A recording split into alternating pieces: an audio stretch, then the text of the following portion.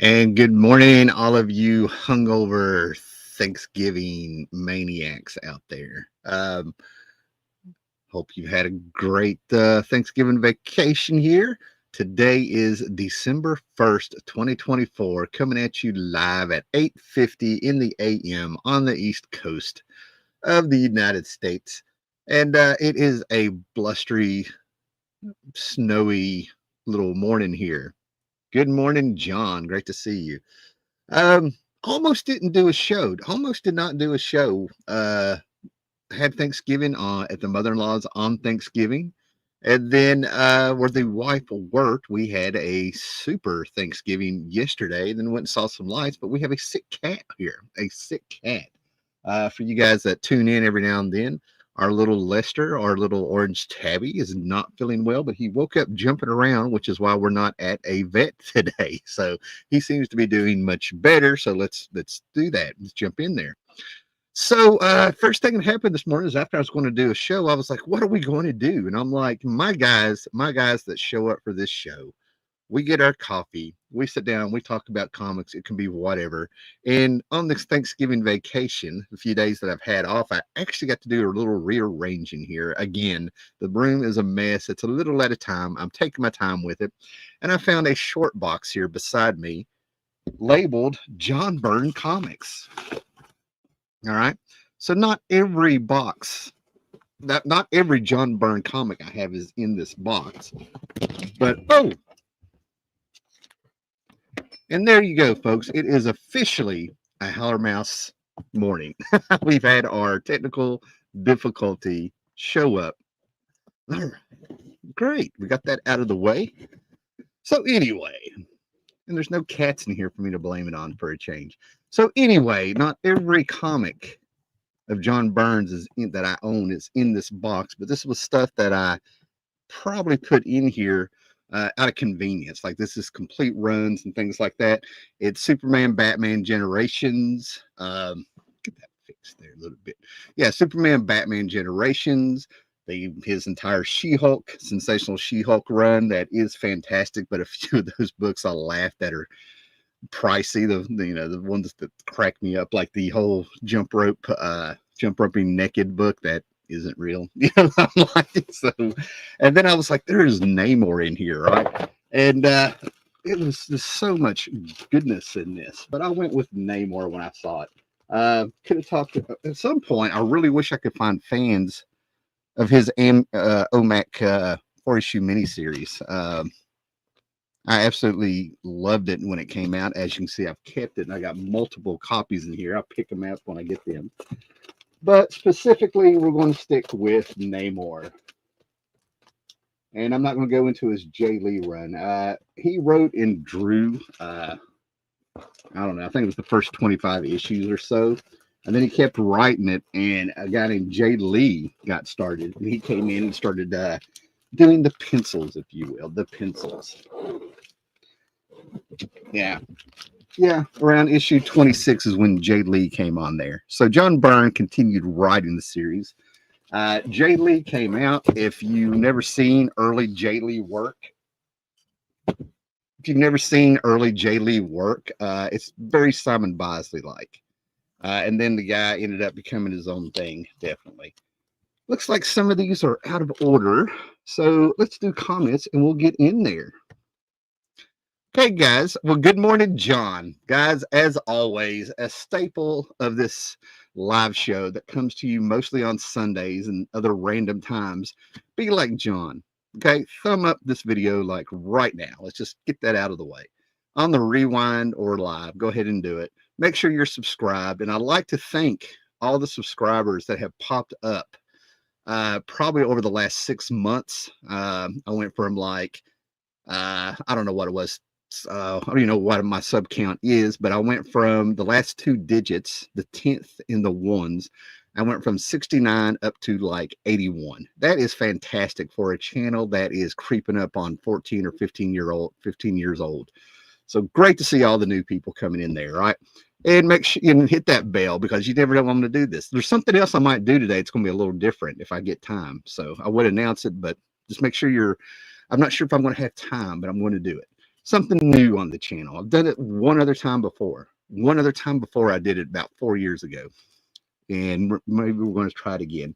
And then we have the great and Comic Crack here, right? Make sure you are subscribed to Comic Crack and La Raza. Crack does his Sunday night shows, weekend wrap, and then they also have he has a live show that I think it goes back and forth between his channel and a great YouTuber named La Raza. And then John, excited for this. Awesome, man. So like I said, it's just laid back. If I decide to go deep into like a history or something, I'll let you know. Maybe I'll do that in a regular video. I'm sort of like planetary, right? I mean, it seems like I'm just taking forever. So let's get these in some kind of order, because like I said, I just pulled them out of the box. And I don't think they're in order here, but what was so great about this is there's a lot of stuff going on that John Byrne did in this, right? So as you can see, I have multiples. You're seeing Super Scroll. Here we go. Now we're getting somewhere near like an order here, right? Like I said, I just did this on the fly, man. This is not typical of this channel, but apparently they are not in order, but it's all right. It's all right. That's the fun of it. All right. But this series had a lot. It had a lot of good stuff. So let's just get off the bat here, right? So what we have here is a recycled John Byrne cover to start out with. If you look at West Coast Avengers number 50, I could have pulled out at some point. The Avengers box is over there on the shelf. But John Byrne is amazing, man. He had the art of comics down to a science, if you will. Now that's a contradiction, science and art sometimes, right? If you really want to get into it, right? But he had it down to a science and art. He has recycled a lot of covers and a lot of his art. It's his art. He can do it. This is also the man that when he got on the Fantastic Four, at some point he sort of bragged a little bit about how he was writing, penciling, and inking. And so to save time and to actually get a double paycheck for penciling and inking, he went straight to inks on some of his stuff on that, especially this one issue of Fantastic Four. So this is an image, like I said, that came out, God, when did the series start? I feel like it was like 1989 or something, 1990, right into the new decade, 1990. So this was like part of the initial return. He was settled in, he was back, and had returned from DC. And when he came back, John Byrne, after running these highly,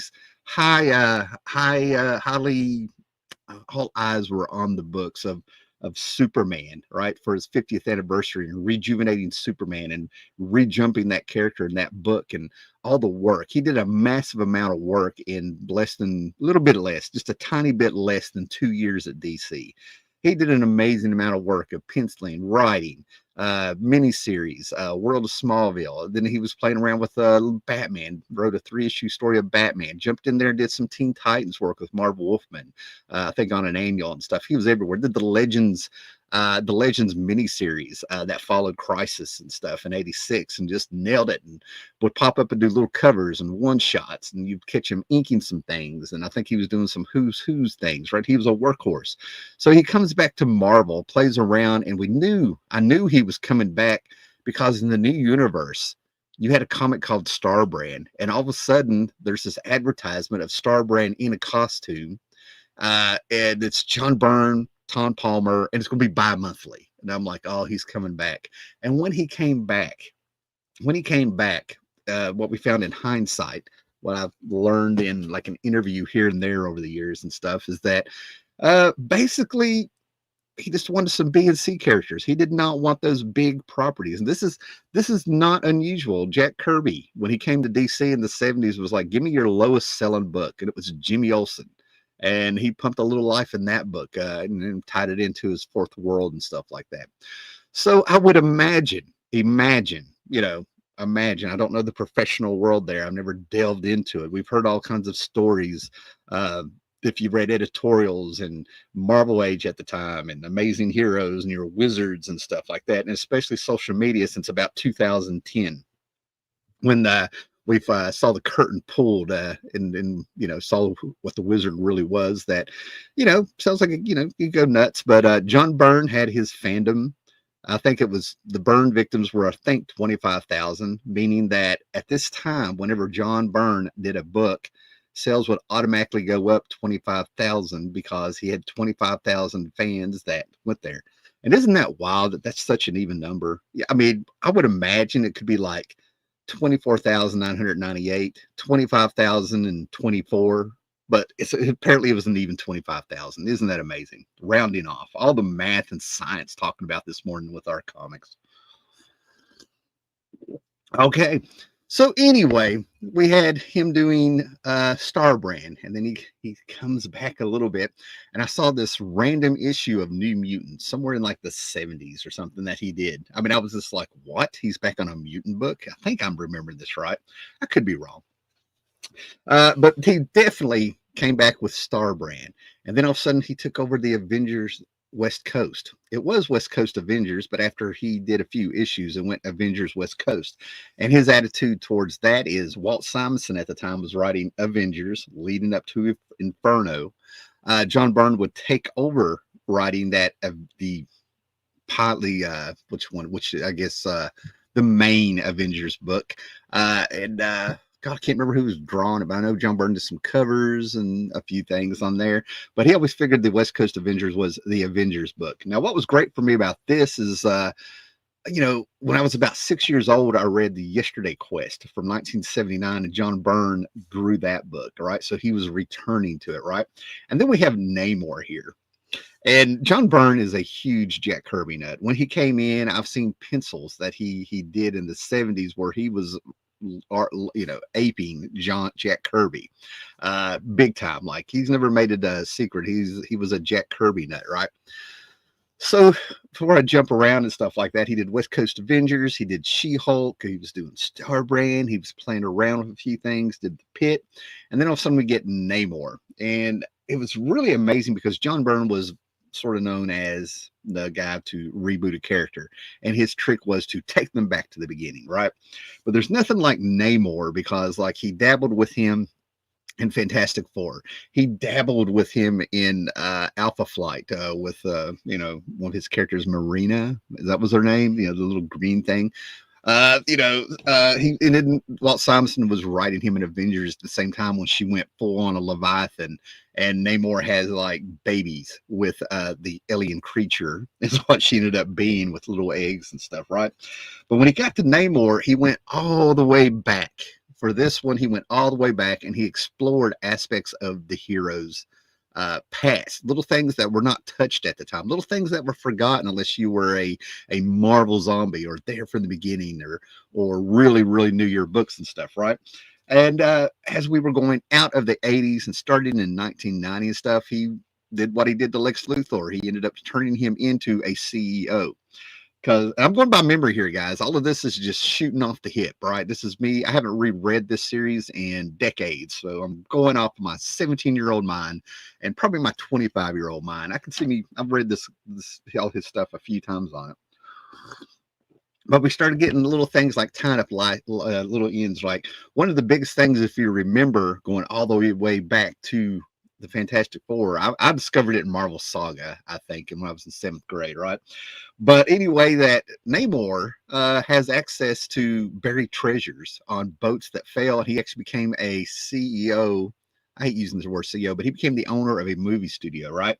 So one of the first things that Namor does in this as he comes back is he goes down and he finds a lot of that treasure and he ends up setting himself up in some kind of corporation. I don't even remember what it was, right?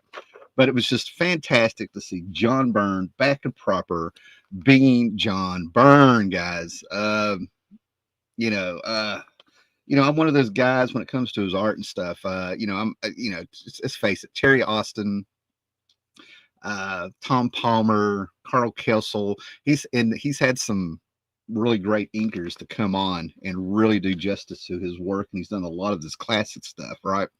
But he also has subplots and stuff that if you follow him around that he touches in on this, right?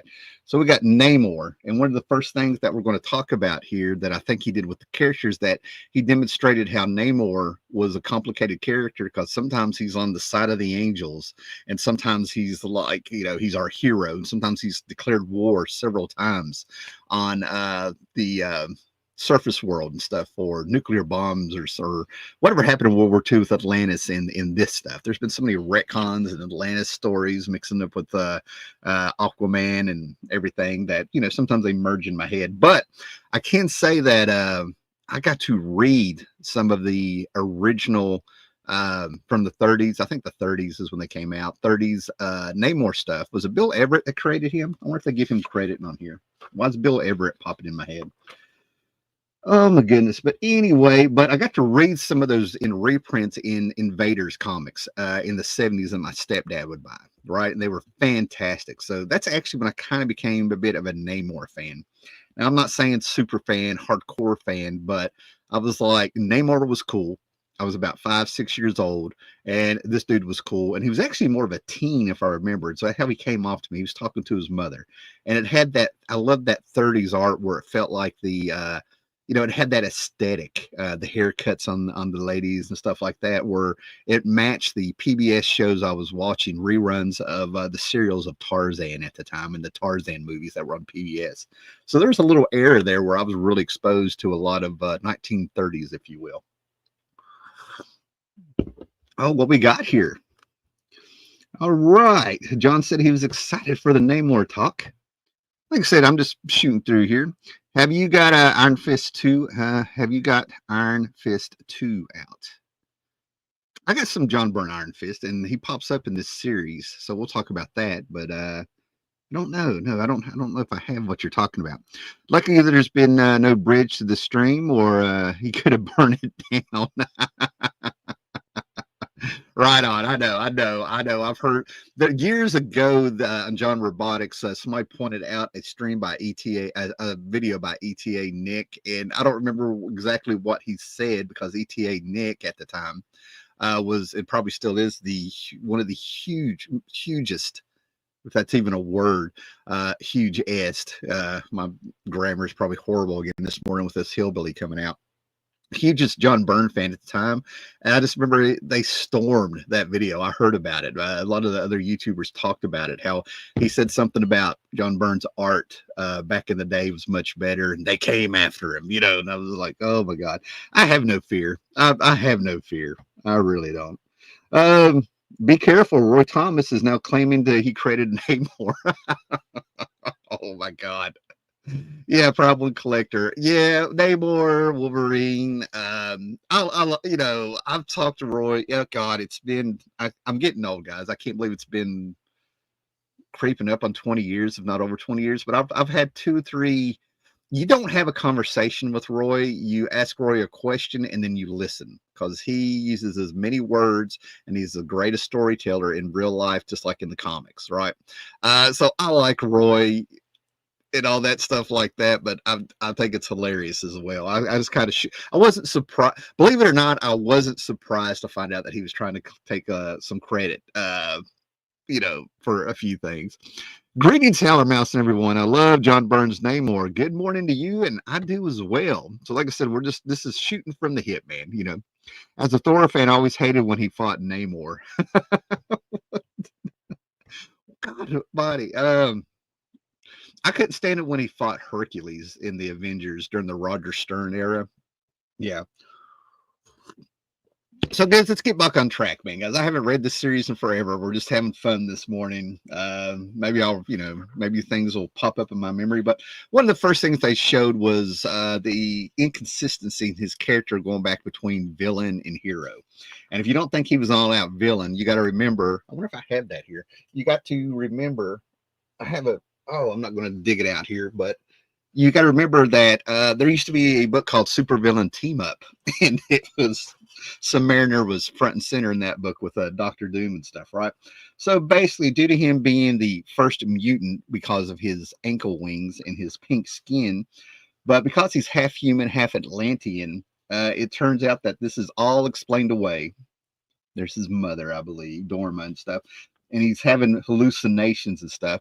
But it turns out that where he's got those human genes in him and the Atlantean genes all mixed up, and we're getting caught up here on who Namor is. He finally gets checked out by this doctor who figures out that the oxygenation of his blood messes up his brain. If he spends too much time underwater, he goes insane. If he spends too much time out of water, he goes insane. So we get into his family history, right? So we got John Byrne explaining some things, and of course he catches us up.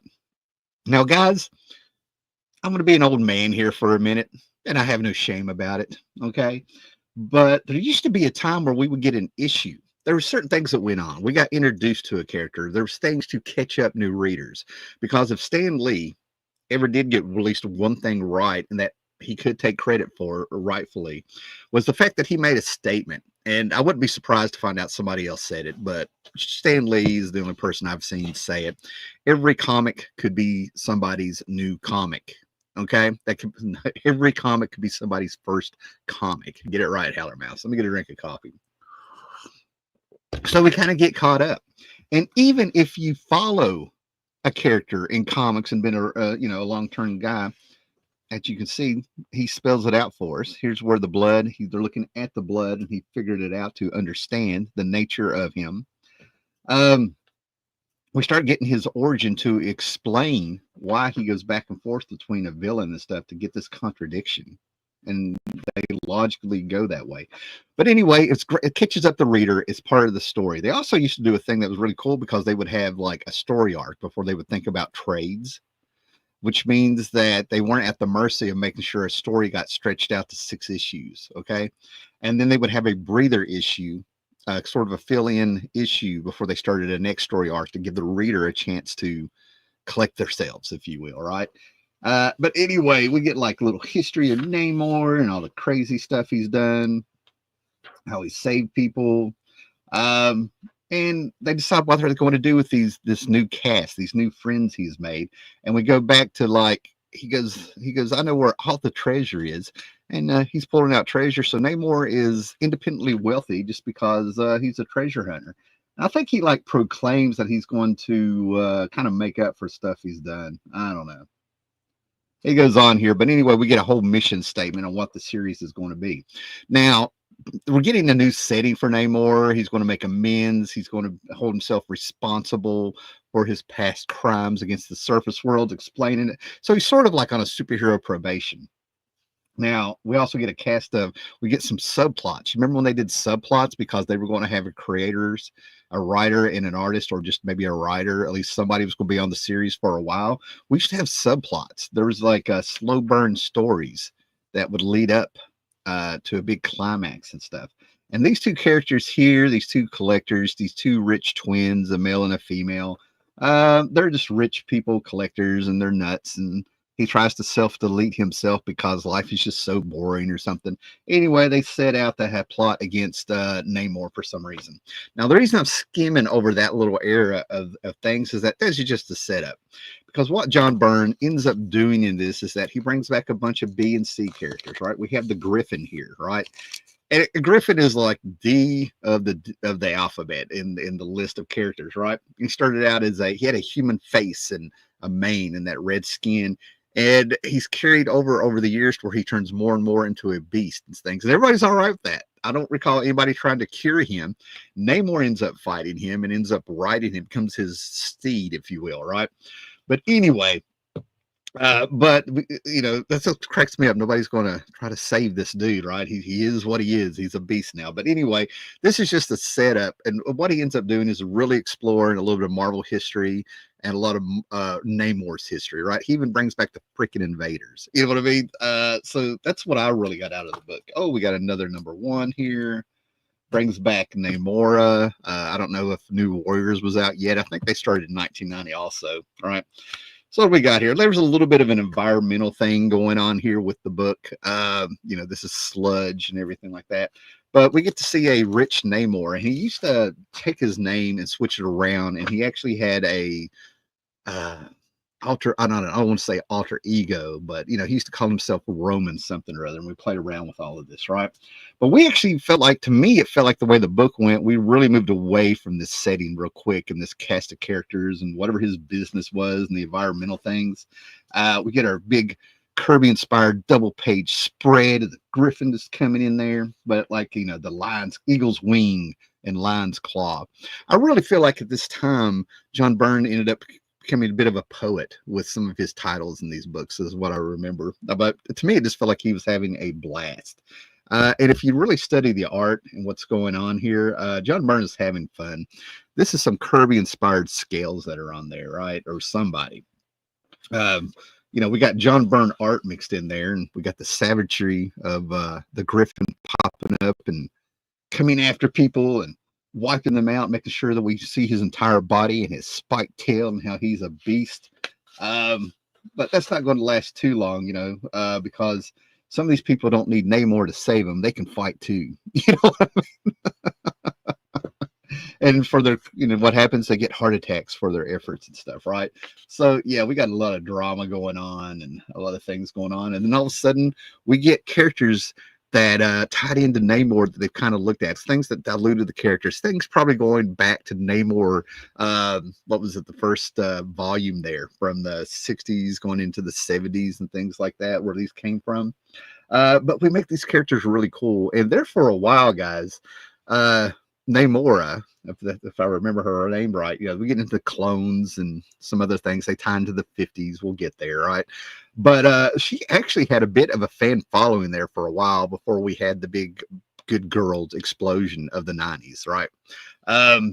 They just kind of set up, let you know what's going on there, see what's going on with her. But I remember in the New Warriors, they turned her blue skin.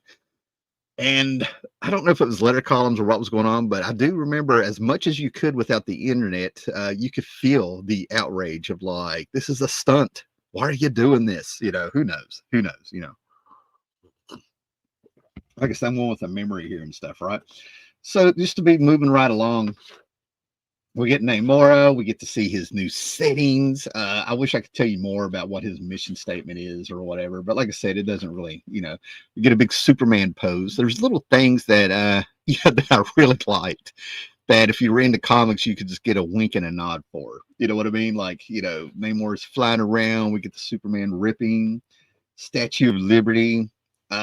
This is great stuff, and he fights him, right? It's like a gladiator fight here, right? Now we got some mythology going through here with the statues. Give to me the whole French design of the Statue of Liberty with this fight. It really feels like a gladiator, fight here, stuff with the turbans and stuff, right?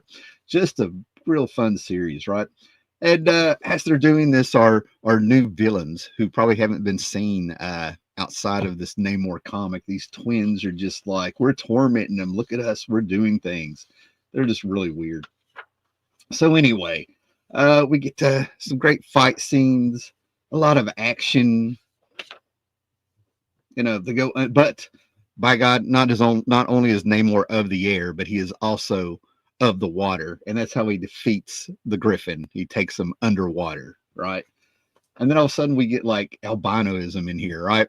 So there's an albino assassin coming out of this. I don't know if it's one of the twins. I don't remember. But, all of a sudden we get someone has to be in light because it's harsh to them. And yeah, I'm pretty sure it's an albino assassin that's being hired.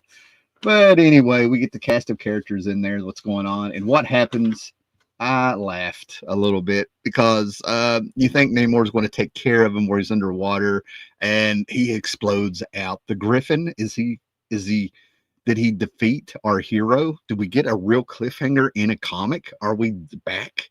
Are we back next month to see what happened here? And in the middle of it, man, we get more retro Human Torch ads and stuff like that, right? So what was going on at the time of this, right? I think we had Dale Keown blowing up on the Incredible Hulk at the time. We probably were right around the corner, if not already going on, of Jim Starlin returning for Infinity Gauntlet. A lot of things were really starting, right? Oh, hello. We have a guest star, guys. We have Shiva, the Destroyer, our savage cat here. I'm going to have to put her out. Come on over here. Come on. Yeah. Is that why my camera fell? Have you been sneaking around playing with the wires? Apparently the door is shut and she's been sneaking around, so I'm going to blame her for the camera falling. This would make sense. All right. You want to go outside? Let's go send you the mom. Okay, guys, excuse me. Let me put Shiva out.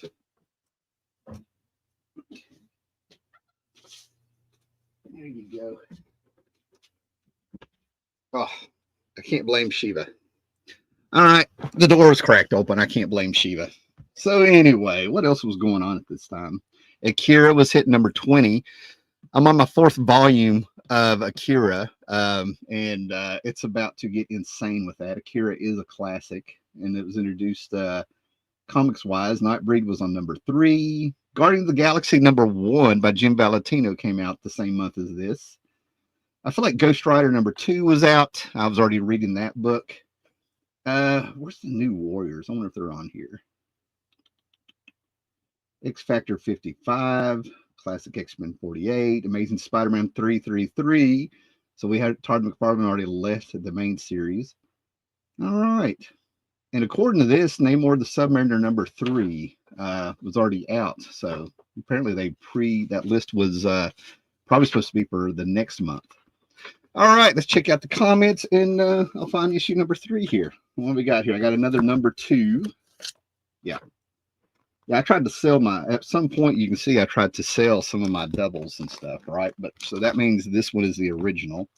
I bought this off the rack month. Stick that over here. And we got a number 2, and there is number 3, another number 1, and number 3, and there's the albino assassin. Yeah, which cracks me up. Number 2, number 3. As you can see, there's a lot of the same poses with the artwork with Namor. You put them side to side. So that's what I'm saying. John Byrne, I think at the time he was playing around with computers. And I think if I would observe it, if I'm observing right, he saved a lot of stuff on that computer to print them out and stuff. That's what made him so proficient. That's why he could do 2 books a month. All right. Okay, issue 22 is an homage to Iron Fist 2. Yes, I have that, Dennis. I do indeed have that. We will get there. It's a timely era. He flooded New York and got into a fight with the original Human Torch. Right. That was like one of the first crossovers, I guess, of characters in comics, if I remember right. That was a big deal. That was actually the comic where they hired like a ton of artists in the 40s to get it done in one weekend. There was artists sitting in their bathtub finishing up that book you're talking about from the 40s and stuff, right? I mean, they got that thing out quick. I confessed I only bought this series after reading Marvel's number 1. Okay, well, it's a great series and it's cheap if you find it and stuff, right? So I love this cover. And I think this was one that disappeared off the racks. There was one issue of Namor that you could not find. I don't know why everybody went out and bought it. It might have been this one. And it's not a key book. It's never popped up in a top 10 or anything, right, guys? So anyways, you can see this, the Roxxon. If you read Marvel, this is an evil, evil corporate company. So there's a difference between corporations being evil guys and saying horrible things about capitalism, but I'm not going to get political. But I'm glad he didn't get too political because, you work for a corporation. John Byrne had said that he is a cog, that he was happy to be a cog in the machine in the 80s. So anyway, we get more pink light. We got our subplot going of this albino lady we know nothing about. And we pick up where we left off last week, folks. It gets so fantastic. And we find out that Namor, even despite him roaring, I hate when they do this, right? Despite our beast coming out and roaring like an animal and in attack position, it turns out Namor was just throwing him out. And I hate when they do that. If you read Stephen King's Misery, there's a whole section there where the crazy lady that is holding the author, and it was around the same time the movie came out in 1990, where she talks about how she would watch a movie serial when she was a kid. And there was our hero in a car going over a cliff and the car blew up. And then when you came back next week, you find out the hero jumped out and she was like, they didn't show that. They didn't move the camera. She was right. She got, they screwed it over. That's kind of some of the things I thought was going on here. But anyway, what is so cool about this that I really like this as our subplots go on is that we get a little history of the Griffin. Namor was an Avenger, and he gets Avenger files, so he catches us up by talking to the Beast and stuff over, due to the He's also an Avenger. And we get a brief history caught up on the Griffin. He wants to know what to do with him. So instead of like trying to cure him, he goes over here and it's like a cowboy with a stallion. He smacks him around and decides to break him and makes him his stallion. Right? He broke the beast. You now, even though I can fly, you and I are going to be hitting the night. We are the night together. So he's flying around on a griffin. You can't make this up, folks. And check out this image. Remember what I said about John Byrne recycling art? There's our cover, folks. He was playing around with computers. I think it's West Coast Avengers or Avengers West Coast, like number 55 or something like that. It's an Acts of Vengeance issue. And on the cover, front and center, is Thor facing off with Loki saying, "Come on," or somebody like that. But if you look at the cover and you go through the book, every figure that John Byrne has put on that cover came from the inside art. You know what I mean? So, what did you call those toys? I got some here from when I was a kid. I got one, a Super Friends one, but what were those where you had the, it looked like a game board box. You open it up, it was a background, and then you could peel the plastic figures and stuff and put it on there and move them around as a scene. That's what it reminds me of. So anyway, he goes after, we have our evil corporation because, like I said, we're coming out of the 80s and corporations were evil, looking back on it. No, not all of them, things like that. But anyway, I really got a kick out of how John Byrne keeps up with fashion when we have Namor here in her leather mini skirt and poofy boots. And we go on, but the advertisements are great. We got Jim Valentino with his Guardians of the Galaxy, which was a great series, guys. It was a great series and stuff, right? So moving on, I think you get to the point. We're exploring all these little characters. What are we on here? Oh, another number 1. My God. 6, 7. Another number 8. A number 3. Where's number 4, guys? Let's take a look around here. Yeah, at some point I tried to sell all of my doubles. 22. Yeah, here's the issues you were talking about. We'll get to with, we're going to move a little bit quicker here.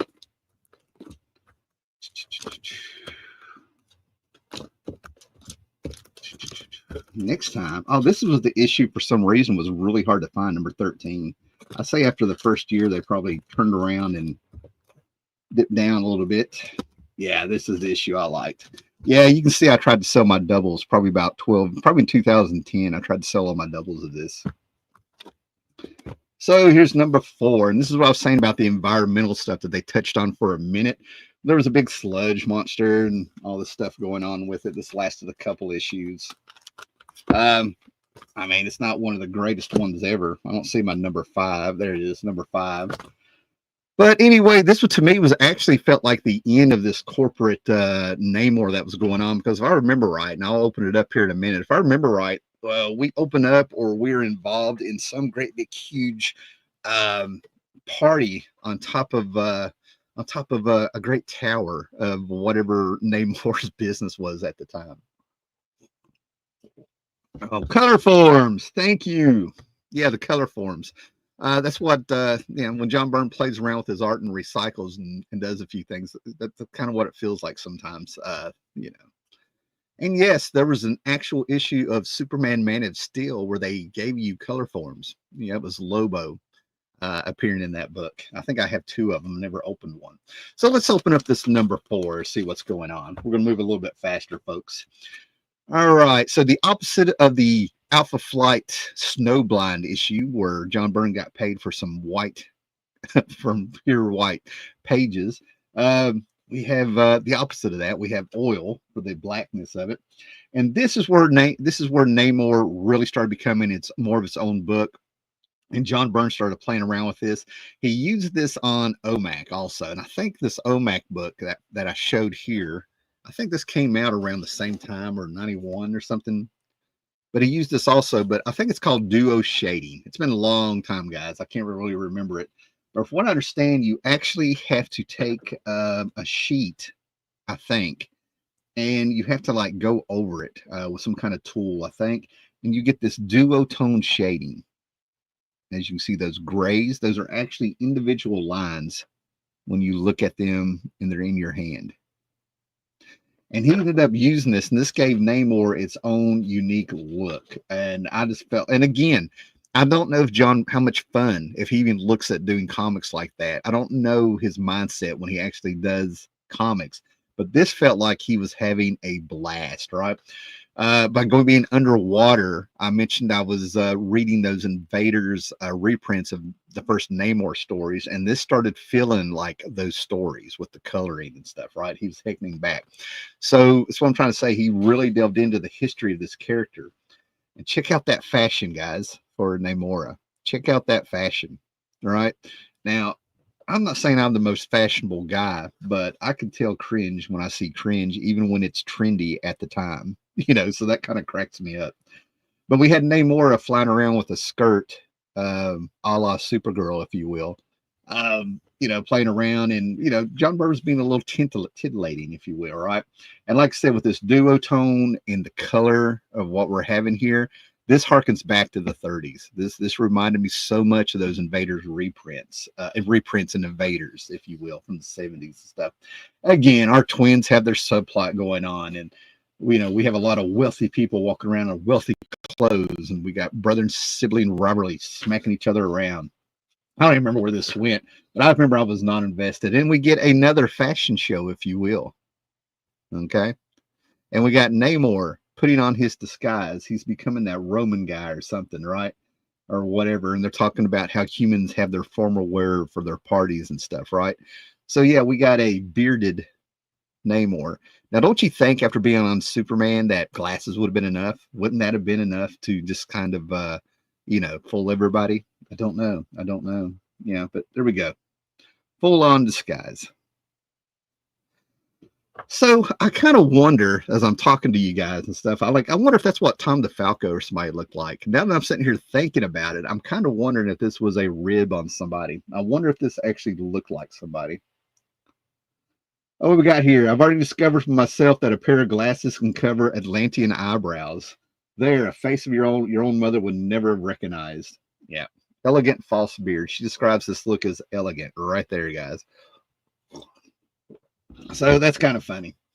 Anyway, so they're flying around, and we finally get to, and Namor finally meets the rich people the rich twins that are like going after him for whatever crazy reason, kind of a cruel intentions thing, if you will. We're just rich and bored. We want to mess with people.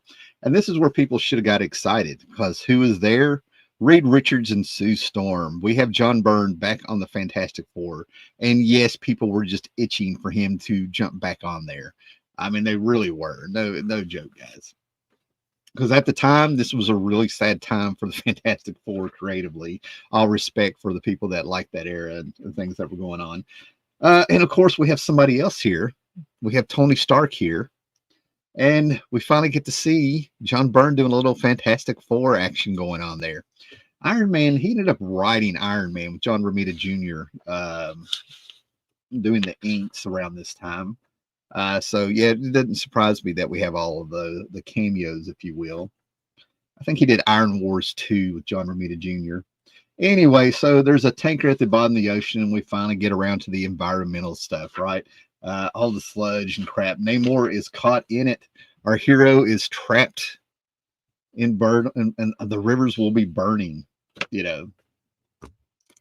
So anyway, we'll just fly through these issues and stuff because, we just had to have a little action, is what it felt like. So we get a recap of all the people that are there. We got our Tony Stark with complete with the mullet. We got our Reed and Sue Richards flying around. I think they were retired from the Fantastic Four at the time. And we got Namora in her black leather mini skirt flying around like, oh God, it's all black. What are we going to do? And all the heroes pop up. And of course, they figure out what's going on. But it was all a ruse, people. It was all a trap. It was a setup, or what was going on. I don't know. I think there was eco-terrorists that did it. I don't know. But anyway, they've got Namor at Four Freedoms Plaza. And oh, yes. We'll just kind of go through. Like I said, this just never really did anything for me, as you can tell. But like I said, the artwork was great. Whatever the storyline that was going on, not really memorable. But of course, we get a shot of the river, the ocean is on fire, and there's Namor. I think they're telling the story in flashback or something, guys. But like I said, I'm not going to waste my time nor your time on just the, some cool stuff that was going on with cameos, seeing some John Byrne art on here, and trying to figure out how to handle this black sludge. It never really came much to anything. So anyway, we also have Namor here, a few shots with the creatures here, because if you remember, Namor actually had other powers. He had the powers of some of the sea creatures. He can generate electricity, like an electric eel, even though they've never really used that and stuff, right? So yes, there's stuff going on here pertaining to the story, but we're not reviewing the story. But he called up the therma rays somewhere. I don't know how he did it. He's not Aquaman. But anyway, la la la. Arachnophobia came out at this time. I saw it in the theater, thought it was hilarious, and became a John Goodman fan. Not because of Roseanne, but because of this movie. He was hilarious in it. Can't believe he's still around. Anyway, but the big thing about this is to continue the plot going forward. They show up. The government has arrested Namor, and it's because, if I remember right, of his. We already know that he's already invaded the world. They invaded the surface world and declared war on him as Prince of Atlantis and all this other stuff. So let's get to number 6, because Namor has been subpoenaed. He's been warrant. He's subpoenaed, arrested, a war. They had a warrant. They came after him. Oh my goodness. So hopefully I didn't sell my good copy of this. Look at that. I've never noticed that. Thicker than water, brittle as paper, people.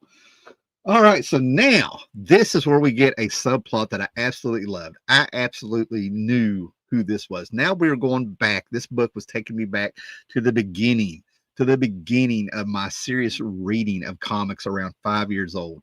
We are getting into Invaders like number 16 or 17, going way back, right? And this, I knew who this was. This is Masterman and Warrior Woman popping back up. Now, at the time, it was only 45 years after World War II had ended. Okay. Look where we're at. Yeah, 45 years, right? So, see, 30, 45, 75. What is that? 79 years, almost 80. Yeah, 80 years. Next, we're in a month, it'll be, well, a year from now, it would be 80 years, or, what I'm saying. Yeah, 80 years next year and stuff, right? So just think about how much time has gone by. So anyway, like the comic I'm reminiscing now, if we were in the 80s, this would be like reminiscing about a comic from the 1950s, right? But anyway, we have the silhouetted, great comic book storytelling here, silhouetted, mysterious, translated from the German, mysterious silhouetted characters, and we got this guy ripping in there with super strength. And when I saw that haircut and it was Namor, I'm like, the invaders are coming. So yeah, we get a lot of great stuff here.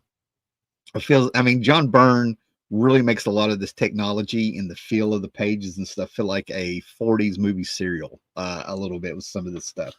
If you go back and read his Captain America issues he did with Roger Stern back like in 1980, and he brought up Baron Blood, another invaders villain, if you will, a vampire in a purple costume. If you go back and look at that, John Byrne drew some of the backgrounds where Captain America, I think he went to Europe in that one. A lot of the backgrounds where you felt like you were walking around in a Universal Monsters picture from the 40s and stuff, right? So John Byrne does. This is what I'm saying. There's a lot of stuff about John Byrne that is so cool. All right, so we get our double splash page. It's a fun book. Namora is there to lighten the mood. She's our Robin almost, even though she's a cousin. Harkens back to some Fantastic Four art of Namor. Seems like I remember a Fantastic Four shot where he was swimming around with the dolphins. And as we know what, and thanks to the internet, now that we know the, behavior of dolphins, she's a lucky lady to get out of there. I'm like, with her virtue in place, if you will. Yeah. Anyway, so yeah, we got another undersea disaster here in the corals. Who knows what's going on? But we're going to get to the good stuff, people, right?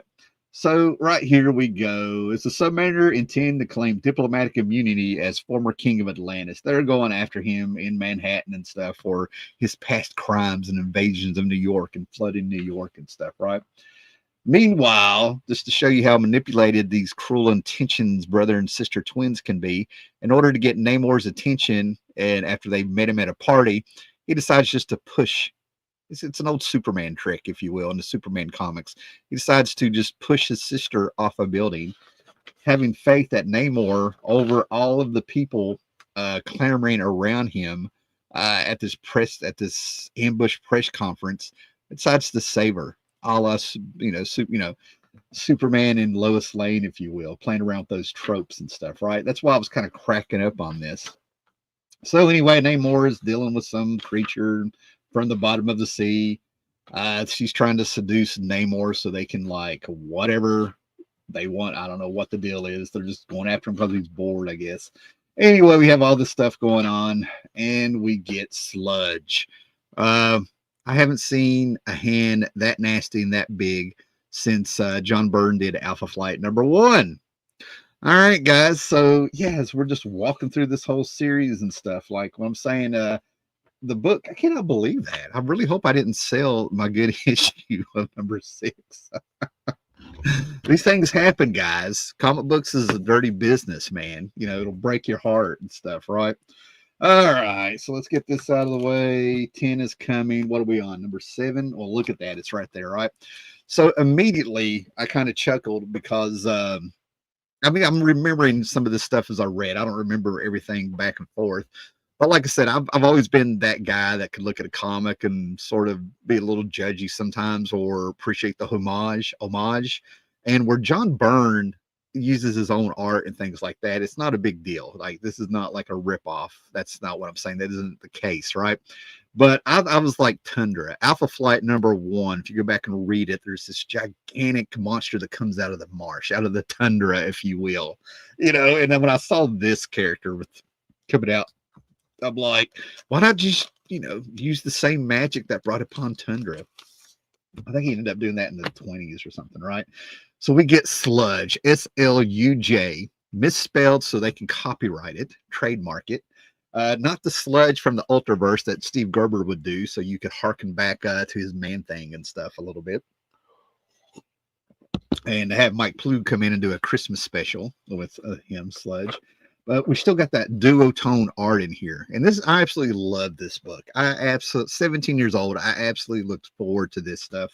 Just seeing how, I love seeing books experiment, right? And I'm having a memory here. This is also, I'm almost sure, around the same time that we had the debut, maybe it was a year later. But anyway, I remember sitting around now. My brother lived with his grandmother. And he would come down every other weekend. And one of the first things I would do was walk him down the street, across the bridge, and we would hit a store called Magimart that had a spinner rack. And then I would take him to the cross. If you go back and look at a video called Where Little Howler Mouse Bought His Comics from like about 2016, I showed the buildings where these places were. And I would walk him there. He was 4 years younger than me. So he was probably 12 or 13 at the time. And, he would get, a bunch of comics, and then I would get a bunch of comics. We wouldn't double over there. And he had his pulse on the future, just that little 4 years apart, even though I was still young. And he had his pulse on the future, and he was on top of, he saw the vision of Rob Liefeld, Cable, and Deadpool before anybody else. I gave him full credit. So it was around this time that I was doing Namor. He was doing the Rob Liefeld New Mutants, even though I was picking up an issue or two here and there. Don't get me wrong, I dabbled. But he was there from Hawk and Dove, #1 with Rob Liefeld. So anyway, so while we were getting Rob Liefeld on Namor and stuff, if I'm remembering this right, that's what my brother's getting. I'm getting John Byrne Namor.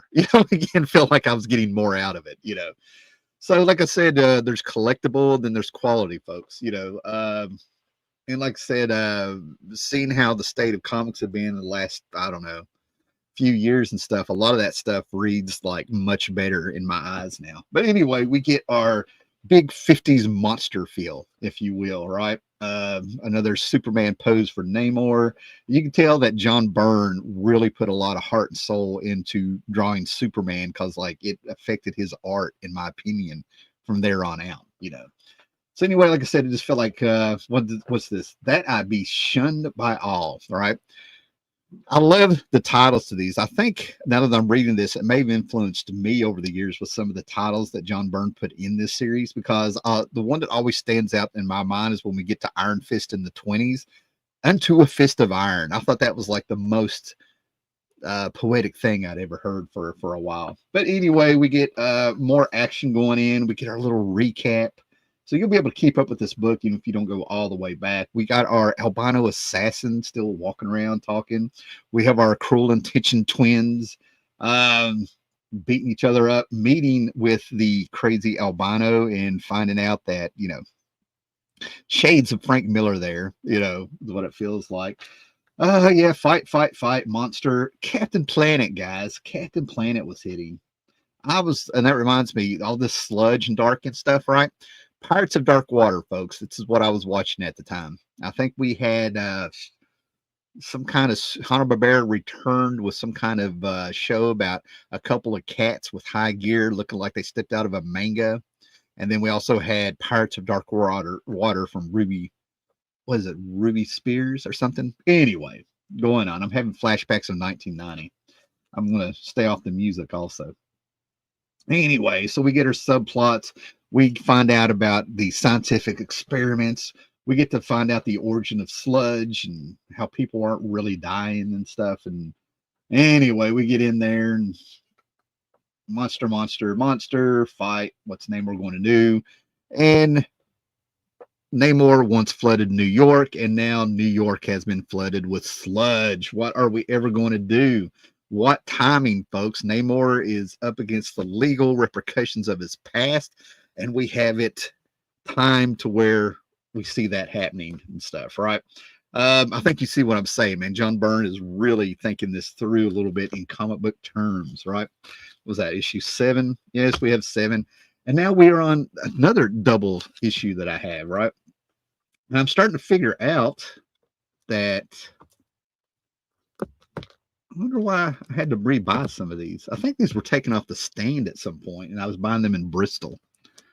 But anyway, now we are back. We are back to where we have all these heads back here. Apparently, this is a Heads I'll Win titled story, and our albino is actually a headhunter, okay, of all these people they went after. And I really remember and trying to figure out if this was like a joke or a gag. That was this some inside jokes with these heads, and they weren't, because basically we didn't want to take away from the fact that one is reserved for Namor. She thinks that with her little, I never saw this as a threat. It's Namor. You know what I mean? We've seen him fight and break a griffin of mythical proportions and stuff, of mythology. Uh-oh. How do I get rid of this? I've had a pop up here. They're doing this on purpose to drive me crazy, folks. All right. We'll just hit that. If I end up disappearing, no worries. We got rid of the pop-up. All right. It was McAfee. So anyway, let's just get into this. See why we're talking here and stuff, right? So anyway, I'm critiquing instead of just walking you through a great series here. But we get in here again, that duo shade. I still love this. I'm sure there's people out there, but we got another subplot coming. We got more technology that is ancient and rusted, looks recycled. We got our mad scientist. We got our coloring that's almost black and white here. And I knew the invaders were coming. We got our World War II ties going. I was expecting Captain America at any time. See why I'm sticking with the book? See why I stuck with this book? All this action, all this older stuff. Even as a kid, I like the older stuff, or Indiana Jones feel, if you will, with my exposure at the time that I was comparing some of this to. Hope we're having fun, folks. Hope we're having fun. But we get back to the present time. There's sludge, New York today. I think that was a flashback, and that's why it felt that way. Yeah, 1961. Berlin, 1961 is our flashback, building up to present day. So And think about this. That was just 29 years ago. This book is older than the flashback. Anyway, New York has been sludged, and we get a recap. And oh, but don't worry, we're looks like we're in a park, and they're like, hey, there's an arm sticking out of that, and Namora has survived, guys. No worries, no worries. Okay, while Namor is over here posing and talking to people, Namora has survived. Okay, all right, and she finds more people that have survived in these bubbles. So yeah, whatever. Let's move on here. Mike Mignola was catching my eye because he'd already done World Krypton with John Byrne. A lot of good stuff going on here, right? So blah blah blah. Yes, blah blah blah. Splatterhouse advertisement from Namco. So I'm assuming that was a video game. Anyway, she got him, folks. Our Cruel Intentions twin got him, folks. Right? Oh no. Some of the stuff is just cracking me up. It got a little campy there, guys. A little funny. Yeah. Sorry, guys. Just not a lot going on. More legginess from Namora. The ladies are talking. Namor is just having a good time because, he is a hound, guys. He was a hound. When it comes to the hounds of the Marvel Universe, you have Daredevil and you had Namor, guys. The guy's like Jay, right? He had the dream where he got to fuck an alien. You know what I mean? So everybody's gonna be like, "Yep, that guy. He saw an alien life form and he nailed it." So it cracks me up. But all of a sudden, we're face to face with the albino assassin. In her pantsuit, guys. You know. Anyway, I don't know. La la la. Maybe she turned on him. I don't know. Maybe they're fooling him. But we get there and you're a psychopath when you have a indestructible creature there almost compared to us normal humans, and you go ahead and show them your head of walls. So who knows? It didn't matter, folks. Nobody has ever called back to this stuff. All right, number 9, head games, right? Another recycled image going by my memory, because when John Byrne was doing She-Hulk and Spider-Man popped up, he brought back characters called the Headmen that I do believe were Steve Gerber creations from Defenders, and She-Hulk had her head decapitated because there's a creature, I'm trying to think what his name is, but there's a mad scientist in there that took his head and put it on the body of a gorilla, and he decided that they were going to do the same thing with another member of the Headmen. Put the head Chimera, was that his name? I don't know, but they were going to put his head on She-Hulk's body. And one of the things we saw was on a splash page, I remember seeing something very similar to this, except instead of it being a finger Freddy Krueger razor blade, I believe it was like a chainsaw or something, by John Byrne also around the same time. So, man, looks like I really tried to sell these doubles at one point. $2 a piece, $1.50 a piece, $2 a piece, and $1.50 a piece. So, yeah, somebody really missed out.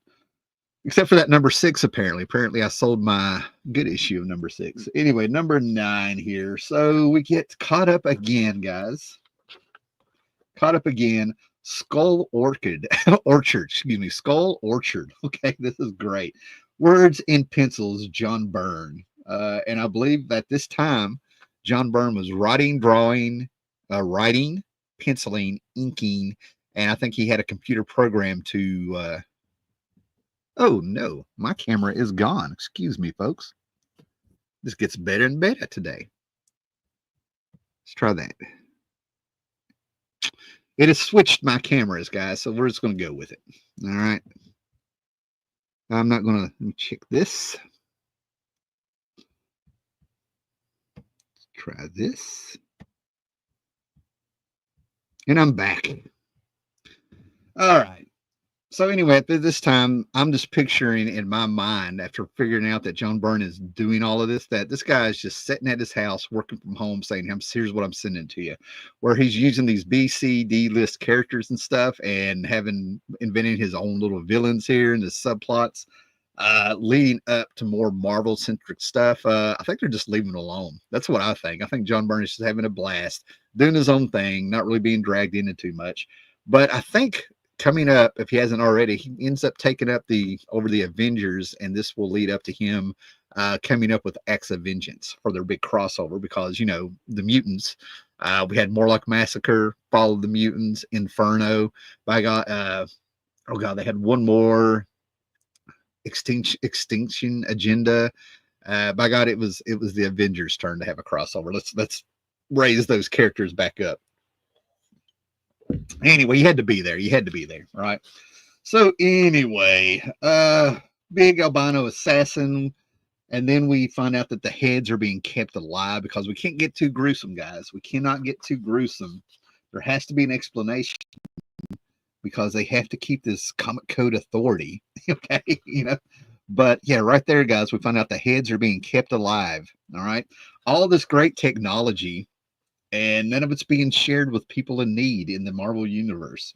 See, that used to kill me. I remember reading, I think it was Fantastic Four 120 in the Marvel Treasury edition, and the splash page is this very Kirby-esque gizmo with a tread on it, and it's actually just a instant chocolate chip cookie maker for Franklin. I'm like, well, why can't we have that? Share some of that technology.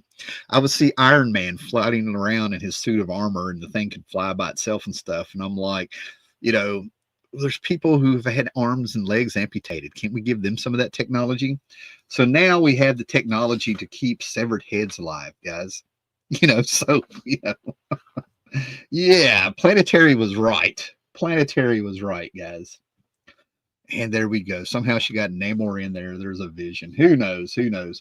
But the good stuff is coming. So now, I don't think it's a flashback, but you had to read West Coast Avengers number 50 to find out that the original Human Torch is back from the 40s. And right away, all the Nazis are back also. Right? So we're leading up. This is what I'm just waiting on. We're leading up to the invaders, right? We're getting all these subplots. The subplot is much, much more. So now that we have gone through all the stuff, if you remember back to issue 2, we have Namor busting in through a window, and all he's done is used his computer to flip the picture. It's the same picture, guys, from number 2, the same splash page with Namor in it instead of Namor. And as you can see, we get action and shots. We get heavyweight titles. We get an 2-page advertisement on special paper for handheld games. Yeah. All the cosmic cards coming out. All part of the fun of comics, guys. All part of the fun of comics. But Namor is here. Namora is here to save Namor. She's been running around, and we finally get to see her do something. And in a very cool sequential scene where we have nothing but floating heads at the top, because that's the theme, guys, heads. We have Namor crack through the wall, and for whatever reason, he is free. And we find out that not only are all the heads not severed, but it was all for a show. Somehow she was able to create an illusion where you didn't see the bodies. Nobody was dead, guys. That's why it doesn't matter. That's why I'm flying through here. So like I said, we were just getting there. And now we have some modesty. I don't know why, but now we have her in a trench coat. Or maybe shoulder pads lasted into 1990. Who knows? Anyway, so Namor, she's starting to really fall in love with Namor. Now, guys, you're going to be mad at me and stuff, but this is what I think is being implied. I think Namor ended up either showing her tenderness, which I can't see, or John Byrne is implying that she met a real man, guys. So she went from, I don't do the cooking and the cleaning, to where I will do the cooking and cleaning. Who knows, right? Who knows? But that's kind of what she's saying. The lady now has feelings for Namor for whatever reason that John Byrne came up with. Like I said, none of this matters. We're getting to the invaders. Ha, ha, ha. I don't know. Something sinister here. Who knows? And guys, like I said, you can go out and get these for cheap. They just don't, some of the stuff, like I said, didn't interest me. But now we're to the good stuff. Now I want to take a breather, because here we are. This is where we got away from the environmental stuff. This is where we stopped looking at Namor as like a CEO. This is where all the things that kind of got started, he got away with. And Namor was written in a way to where the subplots were there to transition this book into something good. All right. He played around with some of the history. He played around with some of the characters. They've been introduced. And now we're getting into the meat and the gritty. Now we're going all the way back to the 40s, and we're going to work our way up to the 70s with comic book history with what's going on. This is the good stuff, right? Um, these are the issues that I thoroughly enjoyed, and when we go through them here in a minute, I really hope they're as good as they were. So let's see what's going on here. Victor Shade, good morning. Great to see you. I remember liking the duo Shade at the time. Probably time consuming though. Yeah, but yeah, I enjoyed it. It gave it a unique look. The book really stood out at the time. My favorite part of Namor run was the Invaders Return. I think Stern and Byrne on an Invaders title would have been so great. Yep, I agree. I agree. I think I'm only missing the Invaders book. I'm going to spare everybody because every time I talk about it, I want to jump down here. I still have some of the coverless copies that are now coverless of the first Invaders books I read in my stepdad's collection. And then I still have the Warrior Woman and Masterman specifically that I can remember that still have the cover on them. And I still have them with the rest of them. I think I'm missing like 6 issues of the entire Invaders run. I love that book. It blows my mind to read the letters pages and find out people hated Frank Robbins' work. And I was like, okay. Yeah, so that's what we're getting at. I thought this Invaders Return was really cool. I say Stern because I think he's a better writer. I think Byrne likes to draw more horrific scenes. In Next Men, he really went to it. I have a box that for some reason I have put Alpha Flight and all his Next Men work in it. And I probably did it because it probably fit in the box. You know what I mean? Like it all just fit in the box. Shocking, horrific scenes and artwork and stuff makes perfect sense. You got to keep the reader in it. And John Byrne cracks me up because I do remember reading an interview where he said he didn't consider himself an artist who wrote. He considered himself a writer that drew. And I was just sort of like, okay, Byrne, okay, man. Okay, now we're going to get to the gritty stuff, right? The good stuff. So let's switch this around. All right. Now we're getting to what I think is the good stuff. And I love that I'm showing it now because I'm sort of glad I hopefully have not overhyped it. But as an Invaders fan, as a kid, I read those at 5 years old. I'm pretty sure I was 5 years old. And now here we are, 12 years later, which felt like a lifetime, folks. As a kid, it felt like a lifetime. We're getting the Invaders back together. The band is getting back together, guys. Dark Nativity. And I knew what was going on, man. So we got this old school feel, right? We got Berlin, 1945. We're going back in history. Byrne has his duotone shading down pat. The backgrounds, everything feels authentic. And then there it is, 2 of the vilest of villains. They were actually created to be the perfect man and the perfect woman under Hitler's direct command. And the whole purpose of his Warrior Woman was just supposed to really be a breeder for Master Man so they could copulate and make the master race. But much like Frankenstein in Bride of Frankenstein, Roy Thomas, thrown a little, in my opinion, that's how I interpreted, she refused to do that. And I always kind of got the feeling that she was supposed to be a lesbian, but it's the 70s, and don't ask me how I knew. I just knew though, they existed. 1977, folks, 77 to 78. I knew that there were women that liked women and men that liked men, and it was not a big deal.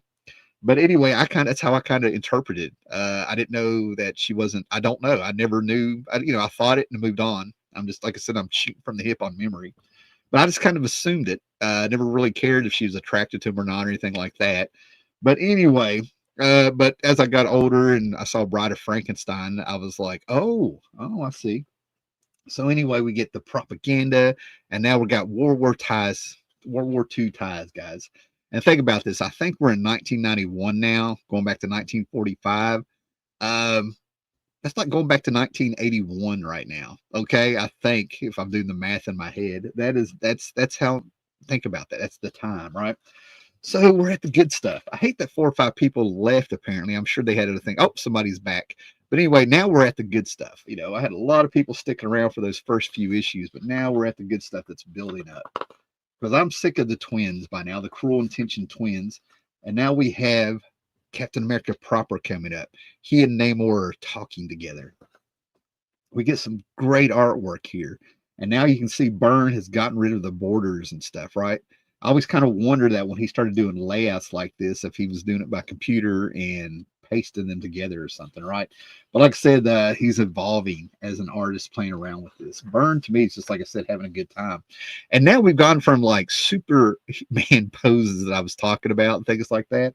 I'm probably reading into it, but now we have brooding Bruce Wayne as Namor is walking around his jet plane, his big old jet airliner, brooding about stuff over the last year because, the Nazis may be on the rise, and that's not good, man.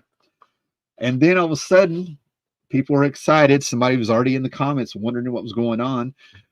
But basically, John Byrne and Chris Claremont came on Iron Fist, and that book took off. It was during the 70s where it was all blaxploitation and kung fu and everything like that. Bruce Lee, if you will. So, of course, we had to have some, kung fu in there. And off the top of my head, I can't remember who created Iron Fist, but then Chris Claremont and John Byrne, were they? Wait a minute, guys. All right, I'm going to digress because, I've got Swiss cheese memory on this. I'm wanting to say 2-3 different things here. But anyway, now we have Byrne not only doing the history and looking back at Namor, but now we got John Byrne returning to some of his roots at Marvel. You know what I mean? And Marvel Team Up, Marvel Premiere, Iron Fist. You know what I'm saying? And we got like Misty Knight and some of those characters popping up and Danny popping up. And now all of a sudden, I'm like, I wasn't real familiar with those, but everybody knew Power Man and Iron Fist in the early 80s, because they had that little kid that turned into a big superhero, things like that. You have the 2 full-page advertisements of by Bill Sienkiewicz, where we had Power Man pointing at you, Neil Adams style, saying, "You better buy our book or I'm coming to get you." And then you had another one that followed where Danny Rand was like doing this, whispering at you like, "Don't worry about him, but please buy our book." Everybody knew him. And I think John Byrne, maybe it's in the letters column or some, another interview I read somewhere, but I think John Byrne really got the idea to take off with these characters again because there was a character named Tyrone King. And then he found out that the name Tyrone actually means king. Now, all of a sudden, we got a character whose name is King of King, playing off of King of Kings, if you will. And all of a sudden, John Byrne got inspiration of what this character is. And now he's got an idea to bring them back. So not only, like I said, if you're a John Byrne fan, we get to see John Byrne go back to his roots with Marvel by popping up with these characters. And I tell you what, I popped. I did. I popped when I saw John Byrne was bringing in Iron Fist. Like I said, I like those B and C level characters in comics because they can do things to them. You know what I mean? Like, you can't take your figureheads, your big stars like Captain America and Fantastic Four and mess around with them too much. But you get these B and C list characters and nobody gives a crap what you do with them sometimes. So you could have stakes. You could have real stakes. Okay. So there you go, man. The book, like I said, this is where the book to me just really took off. More advertisements. Yeah, and like I said, I love this aesthetic. Like I said, I was talking about the Bride of Frankenstein and stuff, things like that. I just love how when Byrne draws stuff in the 40s and flashbacks and stuff, or whenever this is going on, it just feels like a universal movie. Like I said, I've always loved that stuff, right? So anyway, Master Man, everybody, they keep leading up, building the army, and we find out that a la Bride of Frankenstein, like I was mentioning and stuff, we got the return of Warrior Woman, and Master Man is just insane. Like, the reunion is happening, guys. And I was like, I could not be happier. Could not be happier, man. And before there was Marvel Comics. Some anniversary must have been coming up. So good stuff, guys. Good stuff here, right?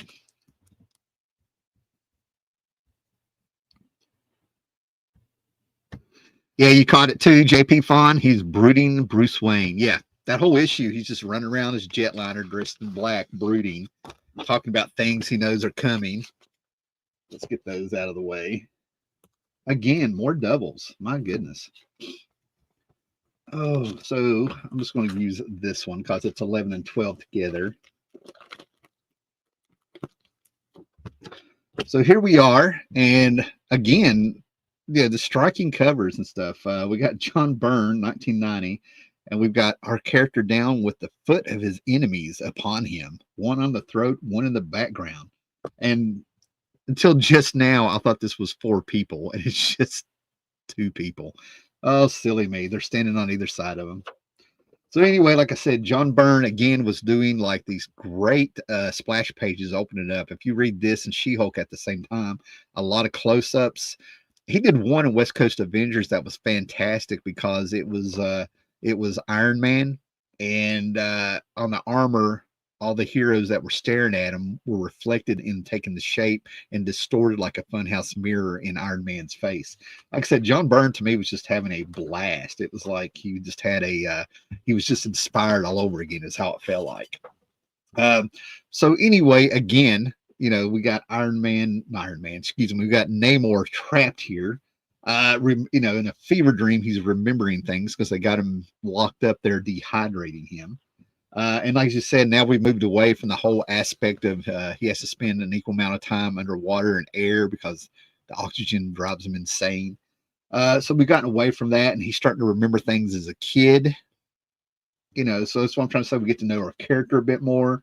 We get a little bit of history of the invaders and who Masterman is. And I tell you what, man, I was bouncing around, man. When everybody was going crazy over Cable, I'm over here going, the invaders are back. You know, who knows? Infinity Gauntlet. I know I was reading Infinity Gauntlet by this time and stuff, having a blast. George Perez is at Marvel.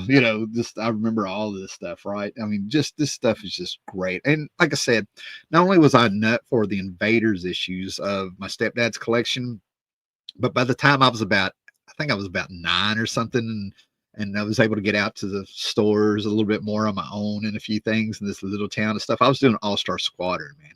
I've always had a soft spot for heroes going back into the World War II era, the Justice Society, things like that. I've always dug that. And it has to be about the era I grew up in, but it's also like the last time we knew exactly who the bad guy was. There's like no question. You know what I mean? No gray areas. Oh, yeah. Our enemies saw us less as human because of the race thing, and they were like out to take us down. And the propaganda that was used was we were fighting a losing war psychologically, and we ended up still winning in a way that changed history forever in ways not possible. So yeah, we get to know who Warrior Woman and Master Man is. We get Namor remembering his past while he's having sort of like a fever dream. We get to see his debut in Fantastic Four #4. No, that was Doctor Doom. Namor, one of the Golden Age characters, they had a formula where issue 4, no, it was issue 4. Issue 3 would introduce a villain, I think, and issue 4 would reintroduce a Golden Age character. Avengers #4 was Captain America. So in Fantastic Four, I think we got Namor back, and turned out like he had amnesia, living in a homeless shelter, and Johnny Storm ended up giving him a shave with his hot finger. And I like to think, in my interpretation, Namor got his memory back not because he got a haircut and a shave, but because he saw a Human Torch finger, made him think back to the 40s at the time.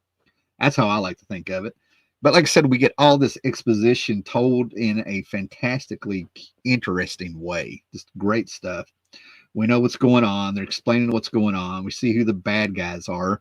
Our characters get updated because, like I said, apparently shoulder pads and our cost made it into the 90s. To me, that's a staple of the 80s. But like I said, I loved how Byrne started using inks and stuff. He's always had an interesting way of using inks and things like that, and leather. Like I said, I really paid attention to the art and really, really got into it. And of course, like I said, we get mullets. Okay, so we get to see how bad everybody is and how the Nazis are. We got Namor escaping, showing his strength. Taking out the lady, and we're building up, and then we get modern, Aryan nation people. if you will.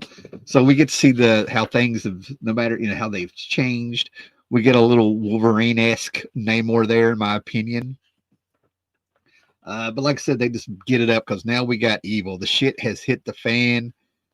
True evil is here. We're tired of playing around and fighting sludge monsters and stuff. And we're getting a lot of the invaders coming back properly. Union Jack, Spitfire, and a little known character from the 50s. He's going to fix some continuity there. Right? Stuff. Great stuff, man. Oh, really, really enjoy that.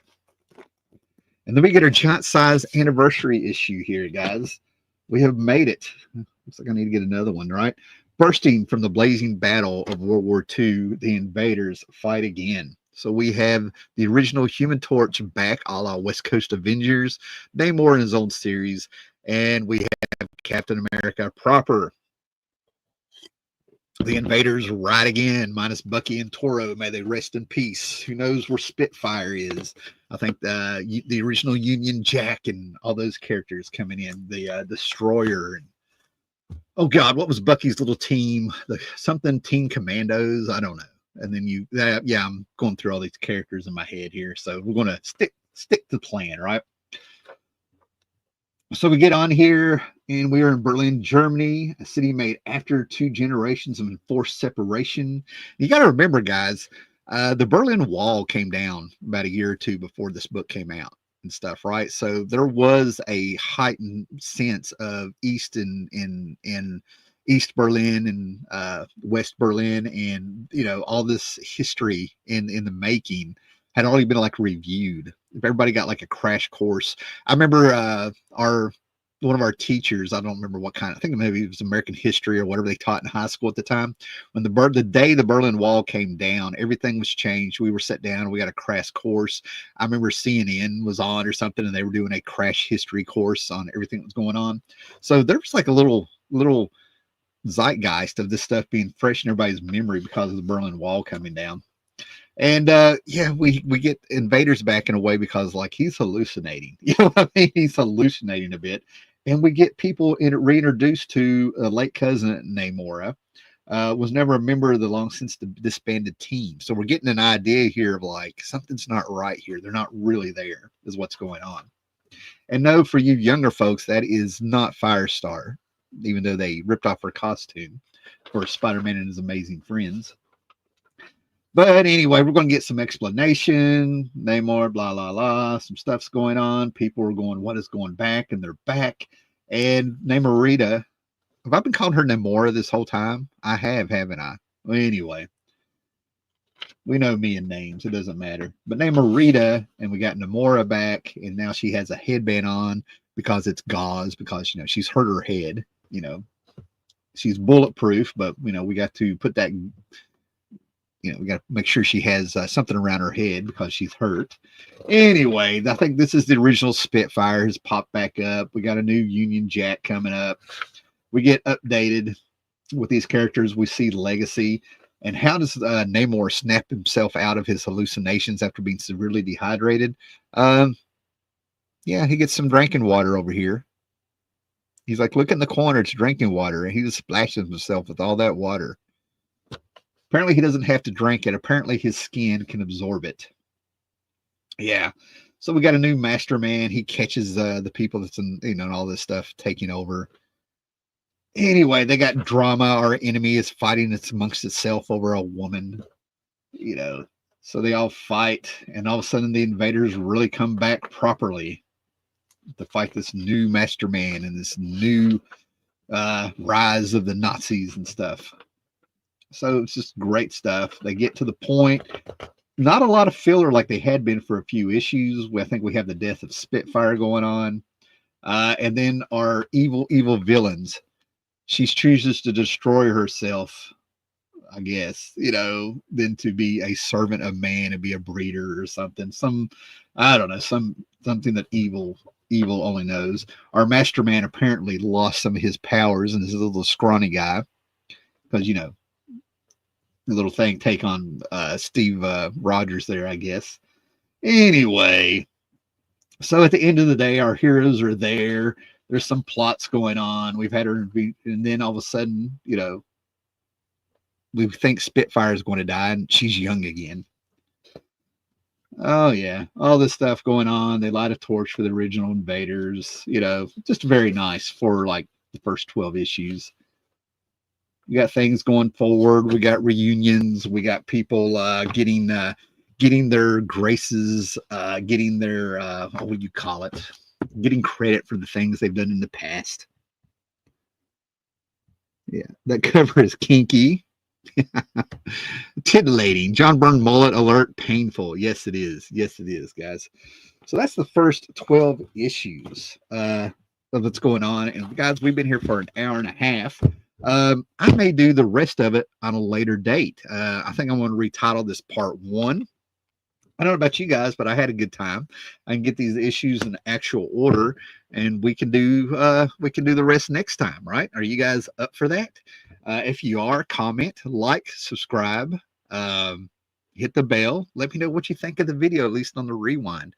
Everybody, make sure that you share this. Let them know what's coming on. But there will be a part 2 if everybody's up for it and stuff, right? Because I did not know that I was going to just enjoy that so much and take my time. And I've looked down, and we've been here forever. So I've enjoyed my time with you guys. Thanks for everybody that's popped up, and like I said, hit the bell. There's another show I may do today, as long as the cat is still healthy. We don't have to go to the vet, but there's a little something where we're just going to kind of like chill out and maybe just do a little draw with me kind of thing, where I draw Gru and I draw some pictures of who's on top of my head here. Let me look on the shelf here. Stan Sakai, a little Stan Sakai Yu-Gi-Oh baby, or Yu-Gi-Oh. Excuse me. I took the step kid out to a card show last night.